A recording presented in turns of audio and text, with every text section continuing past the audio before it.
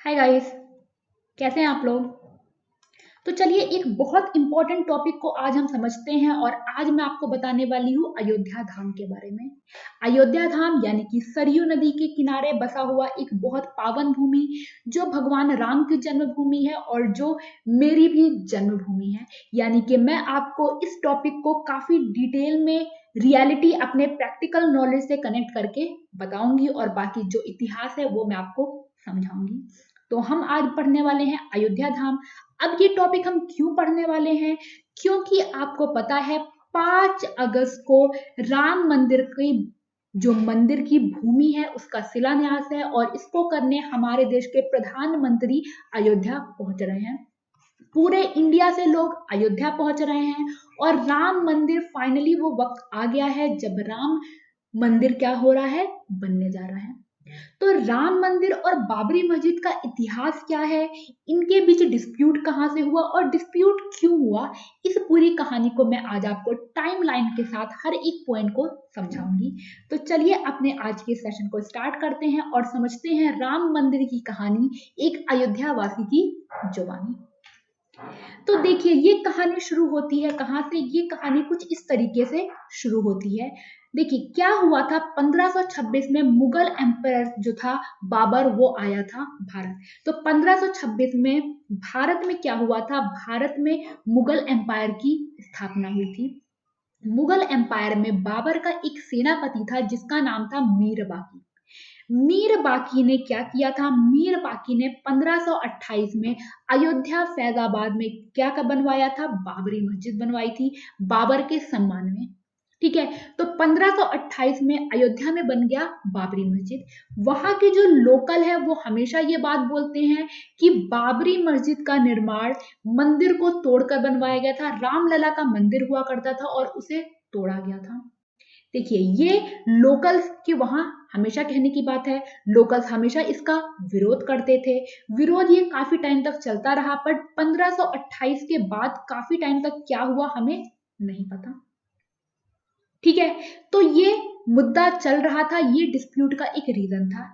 इसी के चलते चलते देखिए ये ऐसा कुछ बाबरी मस्जिद बनी हुई थी। ओके, अब क्या हुआ, हुआ ये कि ये जो विवाद चल रहा था, ये दिक्कतें चल रही थी। इसी के तहत पहली बार जो खबर ऑफिशियल हुई वो हुई है 1853 में।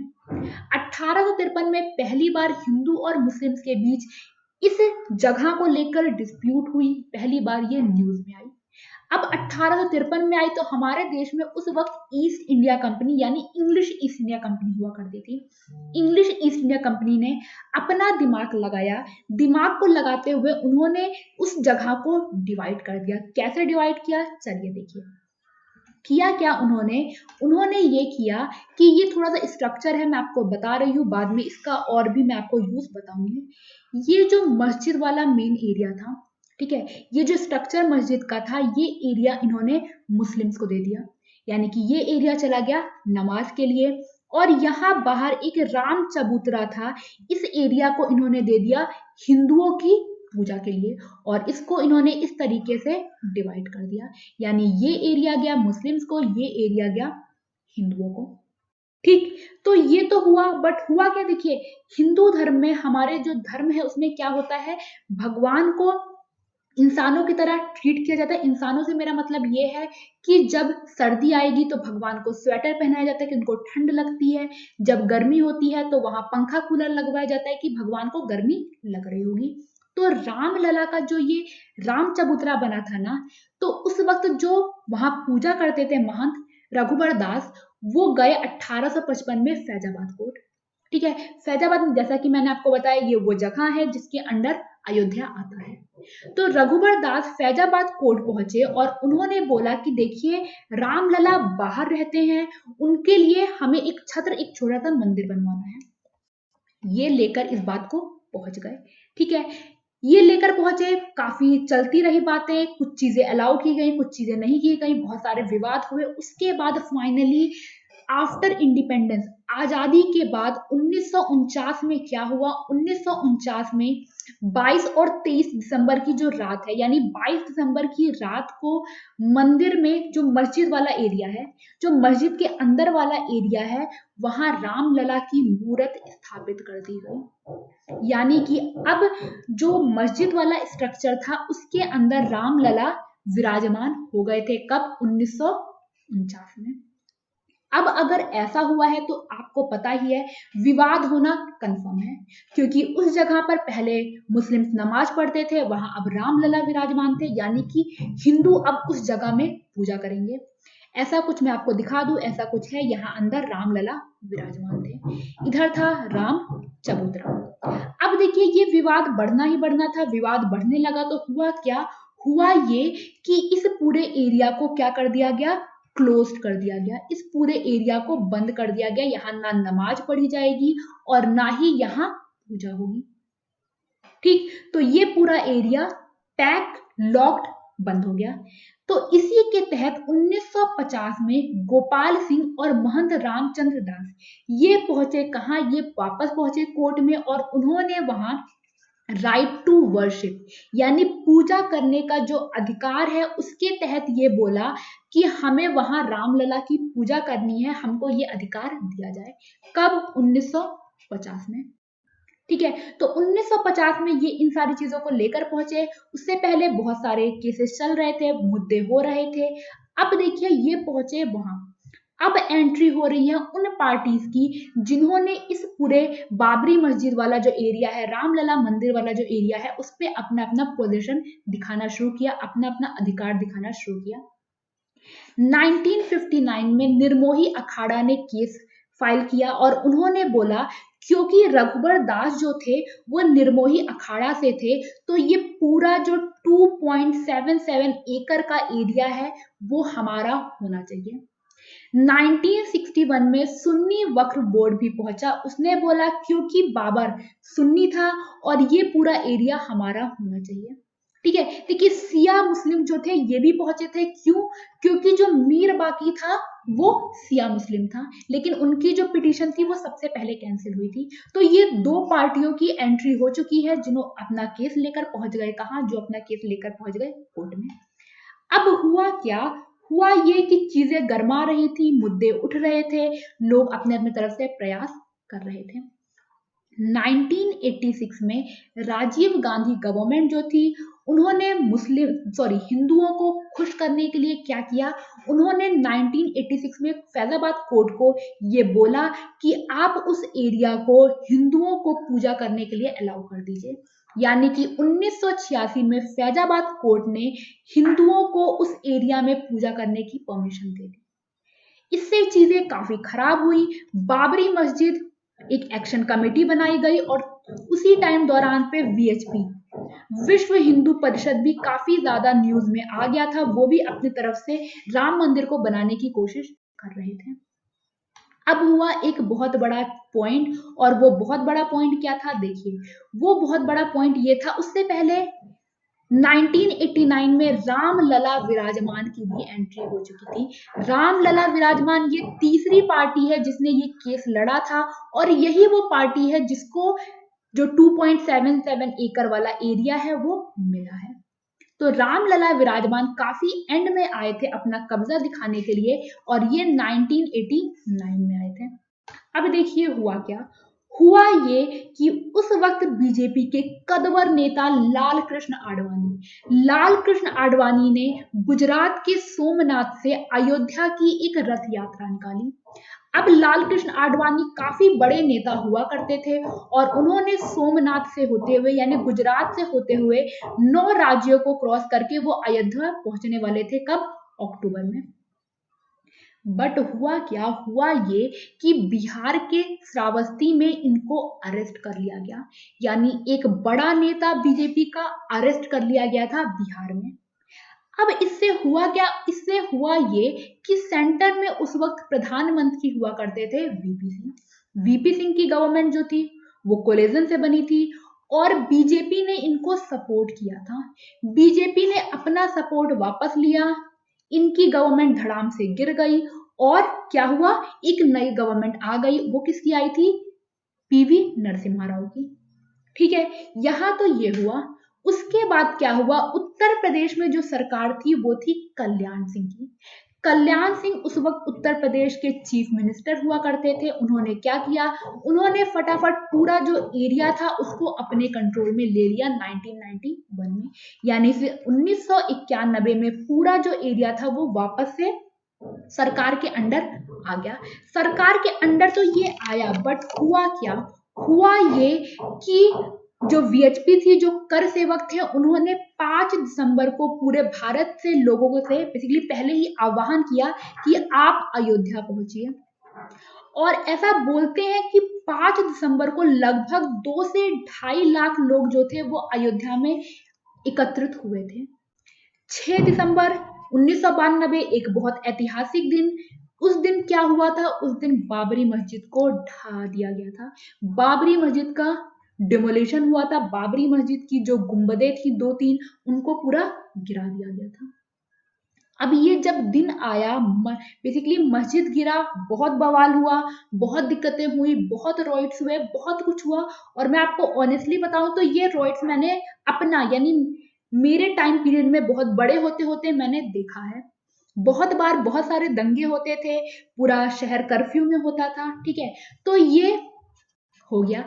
अब इसके लिए जिम्मेदार कौन था ये नहीं पता चल पाया। और आपको पता है अभी भी कुछ दिन पहले लाल कृष्ण आडवाणी ने क्या किया था, उनका बयान वीडियो कॉन्फ्रेंसिंग के थ्रू लिया गया था। अब देखिए ये सारी चीजें चल रही थी। अब ये कोशिश हो रही थी कि उस मुद्दे को कोर्ट के बाहर सॉल्व करवा दिया जाए। तो 2002 में अटल बिहारी वाजपेयी की गवर्नमेंट आई। उन्होंने एक अयोध्या विभाग बनाया और उन्होंने ये कोशिश किया कि इस मुद्दे को बाहर ही रिजॉल्व कर दिया जाए।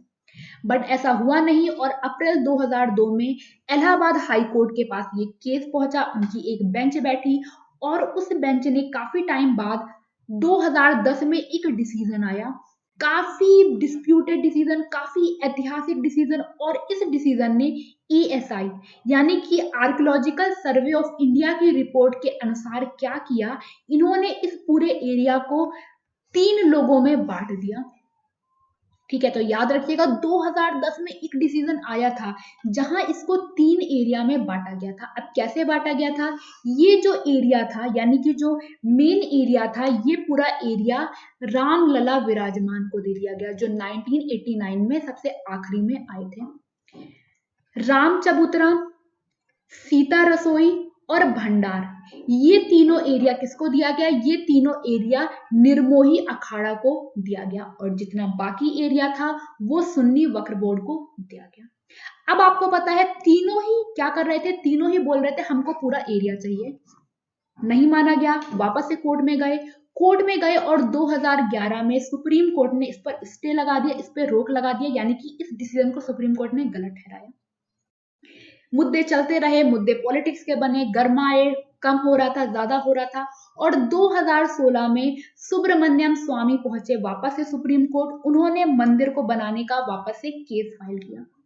केस फाइल हुआ 2000 के बीच में, जब दीपक मिश्रा चीफ जस्टिस थे तब भी ये केस आ गया था। इस पे बातें चल रही थी, दीपक मिश्रा रिटायर हो गए और 2019 में फाइनली सुप्रीम कोर्ट की एक बेंच बैठी जिसमें 5 लोग थे।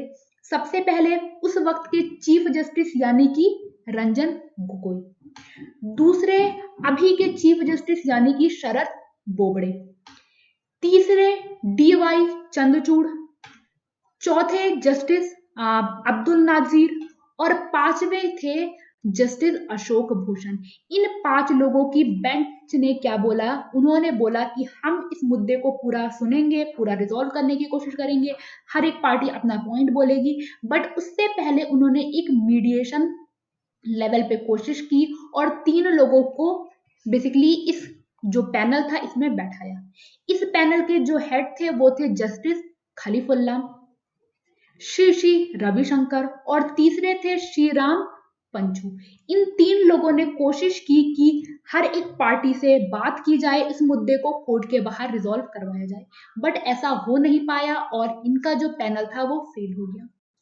पैनल के फेल होने के बाद 6 अगस्त से 14 अक्टूबर तक अब तक का इतिहास का भारत का दूसरा सबसे लंबी हियरिंग चली और 40 दिन की ये हियरिंग काफी लंबी चली।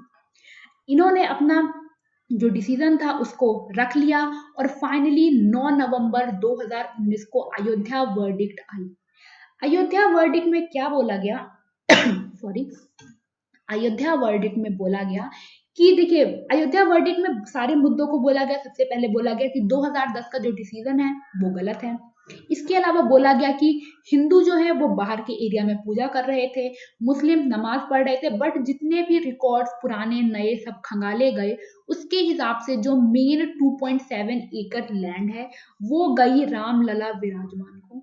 यानी कि जो मेन लैंड है वो रामलला विराजमान को, सारे जो एरिया था पूरा वो पूरा इनको चला गया।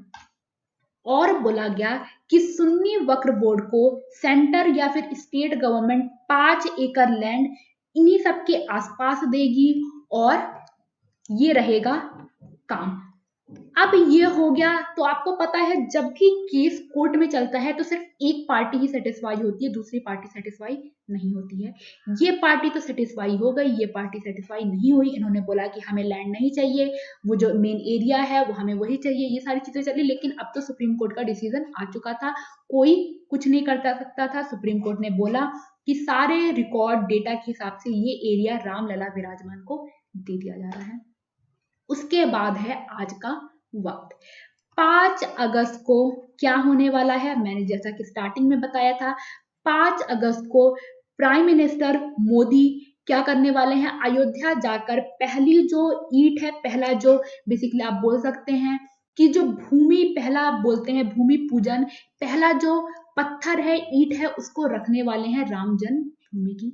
कुछ ऐसा मंदिर बनने वाला है, काफी बड़ा मंदिर बनने वाला है, काफी शानदार मंदिर बनने वाला है। और मैं ये उम्मीद करती हूँ इसी के साथ जितने हमारे देश में देखिए और पावन भूमियां, होली प्लेस हैं, वो काफी डेवलप्ड हैं। इन सब में जो अयोध्या है ये आई गेस सबसे कम डेवलप्ड एरिया है। ये मैं इसलिए नहीं बोल रही कि मैं वहां से हूँ, मैंने बाकी एरिया को देखा हुआ है और भी जगह मैं घूमी हूँ और अयोध्या काफी कम डेवलप्ड है। तो मैं ये उम्मीद करती हूँ इसी के साथ फैजाबाद अयोध्या भी डेवलप होगा और जो जिस उम्मीदों से इस मंदिर को बनाया जा रहा है वो उम्मीद पूरी होगी। ठीक है, तो ये था क्या? ये था पूरा इतिहास से लेकर आज तक का टाइम। अगर आप लेटेस्ट फोटो देखना चाहते हैं तो कभी आप मेरे टेलीग्राम पेज पर विजिट करिएगा। मैं डायरेक्टली अयोध्या से आई हुई फोटो आपके साथ कभी शेयर कर दूंगी। ठीक है, तो आई होप आपको ये पूरा इतिहास प्रेजेंट सब कुछ समझ में आ गया होगा। क्या थी इस डिस्प्यूट का रीजन, क्यों अलग अलग लोग यहाँ अपना क्लेम कर रहे थे। इन सब के साथ आप मुझसे मेरे फेसबुक पेज, मेरे व्हाट्सएप ग्रुप, टेलीग्राम चैनल पे जुड़ सकते हैं। और अगर सेशन पसंद आया तो लाइक जरूर करिए, शेयर जरूर करिए और अपने दोस्तों के साथ बोलिए, इसको शेयर करके सब्सक्राइब भी चैनल को करें। मैं आपको ऐसे और भी कंटेंट फ्यूचर में प्रोवाइड करती रहूंगी। साथ ही साथ अगर आप जीके की प्रिपरेशन करना चाहते हैं किसी भी कॉम्पिटिटिव एग्जाम्स के लिए तो आप मेरे साथ जुड़ सकते हैं। Bye bye, take care, thank you, God bless you.